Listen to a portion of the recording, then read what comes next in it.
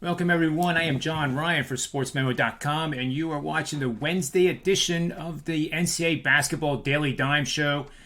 And as you can see, I'm joined by two of my favorite co-hosts, Rocky Atkinson and Don Buster of Buster Sports. And guys, welcome to the show. We're just going to not waste any time. We're going to get right to this. Buster's play today involves the Wake Forest Demon Deacons in the NIT going up against the Texas A&M Aggies.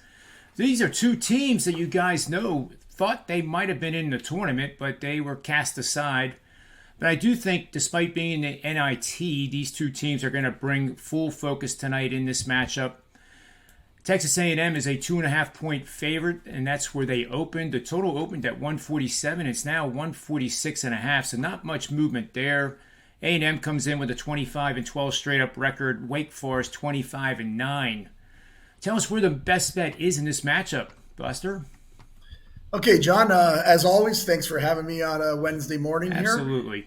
We're actually going to go Texas A&M on the money line. We bet this last night or maybe yesterday afternoon, minus 145. I think it's gone up to 150, 155 now because I see there's a bunch of threes coming across the board. But we like the money line play. And we've been betting these money line plays right from the beginning of 2022. We were just having a little bit of bad luck at the end of the beginning of the beginning of the college season, end of 2021, where we were losing a lot of games, guys hitting late threes and beating us when we laid minus 2.5, minus 3, minus 2.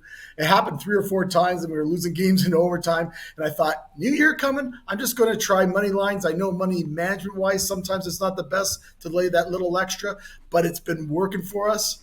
And we're something like 20-4 or 21-5. We've been really doing well on money line plays. We actually had Middle Tennessee State last night on the money line, and we're going to play the money line here. Texas A&M are playing their best basketball by far. They have a huge, as you mentioned, John, they have a huge chip on their shoulder from not getting into the tournament. I mean, here's a team that in the SEC, they go right down to the final. They beat Auburn in the tournament. They had a decent record, but if you make it to the final there and you don't get into the tournament and you have a decent record, you get that chip on your shoulder, and you can see it. They beat up Alcorn State, and then they beat up a pretty, not a great team, but a pretty good team in Oregon. And the big key here, they get to play this game at College Station. They're 15-4 at home. Wake Forest, who's, again, as you mentioned, John, they feel a little snubbed. But now they're playing on the road. They're 5-5 in true road games, and the road, I think, is going to really hurt them here.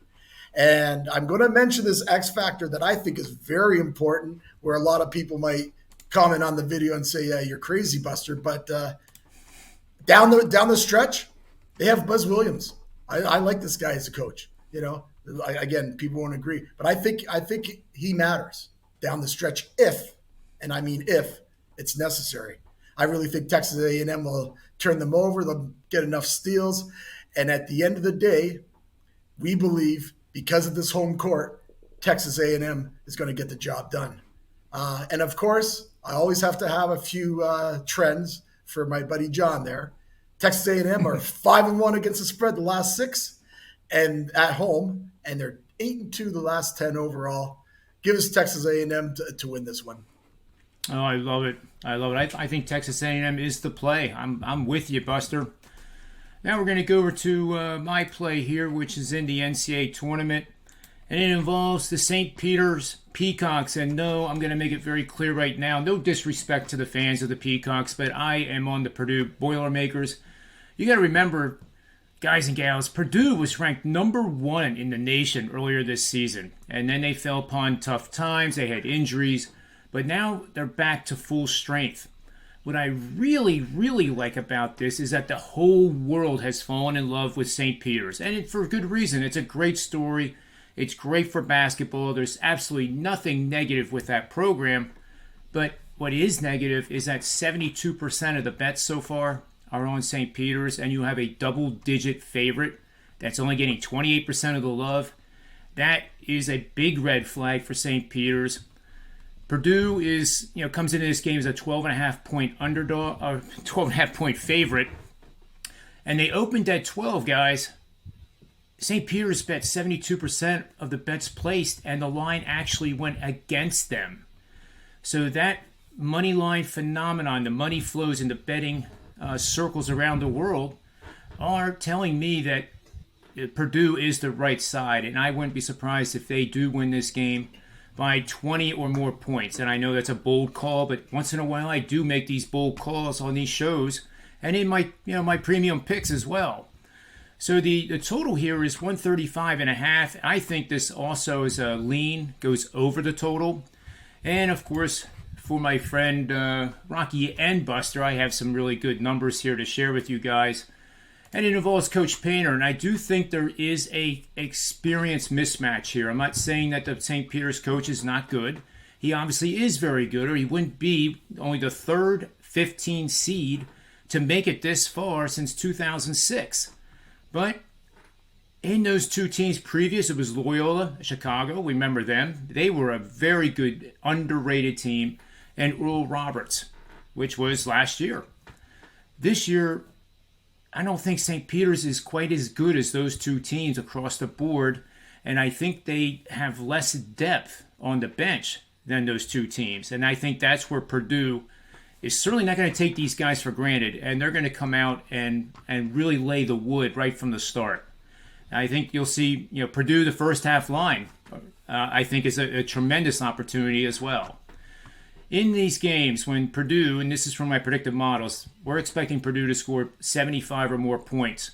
They are 79-45 against the spread over the last 25 seasons when they have scored 75 or more points. So that is on that. And then the Coach Painters, believe it or not, I have 35 angles. I'm not going to read them all.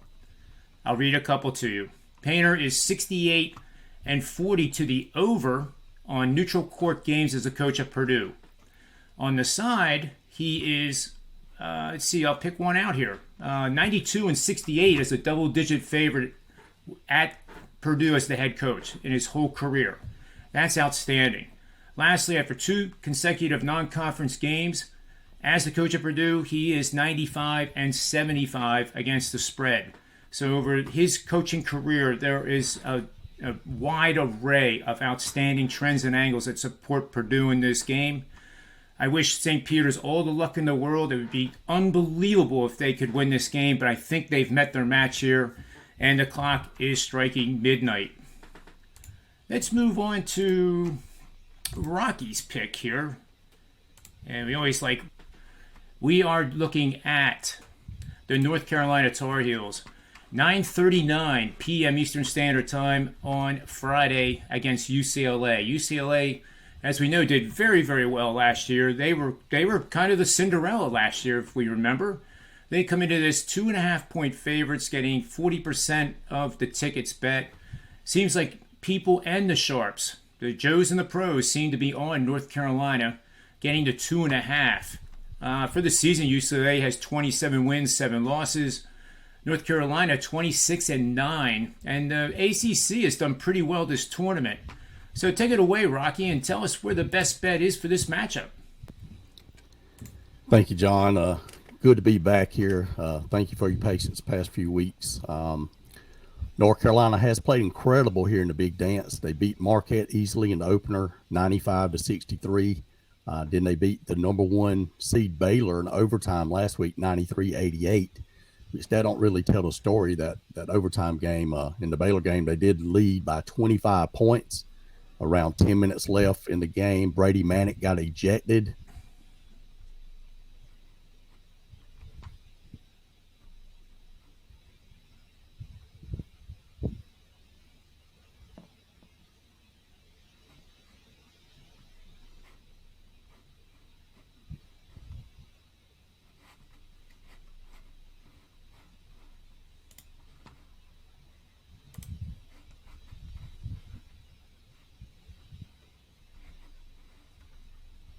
Eight rebounds per game.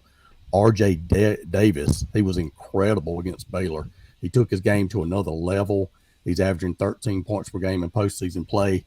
Leaky Black, he's a little shaky on offense, but he's one of their better defenders in the game today, in the entire college basketball, in my opinion. Got to mention Caleb Love. He has star potential. If he gets hot from behind the three-point line, UCLA better watch out here. Love's averaging only 12 points per game in the postseason, which is down from the season average 15.7, but he's still doing well out there.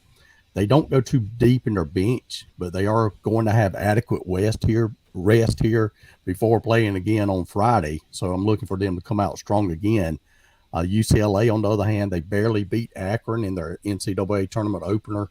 Then they beat St. Mary's easily in their last game.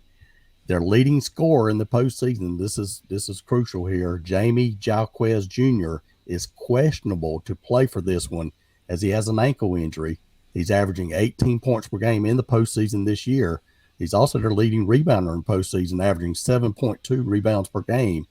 I'm sure he'll try to play here, but an ankle injury on the basketball court is not good. He could easily tweak it and be out the game if he is able to play.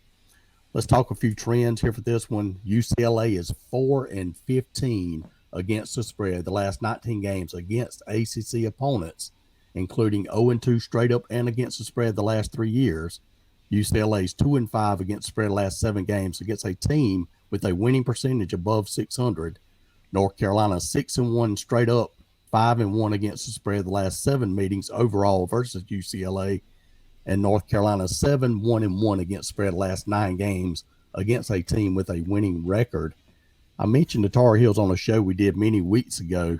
I felt like this team would be a team to watch here in the big dance this year. After we recorded that show, they looked awful in their next game.